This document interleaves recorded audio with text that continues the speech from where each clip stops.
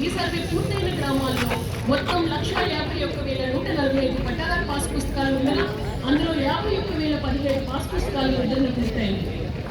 మిగిలిన 1,128 పట్టాదారు పాస్ పుస్తకాల ముద్రను త్వరితగతిన పూర్తి చేసి అందజేయడం జరిగింది. జాతీయ రహదారుల అభివృద్ధి. జిల్లాలో జాతీయ రహదారుల నిర్మాణానికి కేంద్ర ప్రభుత్వం అనుమతి మంజూరు చేసింది. ఈ రహదారుల మొత్తం పొడవు 227.41 కిలోమీటర్లు కాగా భూములు కోల్పోయిన రైతులకు నష్టపరిహారంగా 410.29 కోట్ల చెల్లించారు. ప్రస్తుతం కొనసాగుతున్న 6 జాతీయ రహదారి ప్రాజెక్టులతో పాటు అదనంగా నంద్యాల జిల్లాకు మరో జాతీయ రహదారి NH 544D జిల్లా అభివృద్ధికి మరింత ఊతమిస్తుంది. జిల్లా విజన్ ప్లాన్ యూనిట్. కలెక్టరేట్ లో జిల్లా విజన్ ప్లాన్ యూనిట్ ని ఏర్పాటు చేయడంతో పాటు జిల్లాలోని 7 నియోజకవర్గాల పరిధిలో ప్రత్యేక విజన్ ప్లాన్ యూనిట్లు కూడా స్థాపించారు.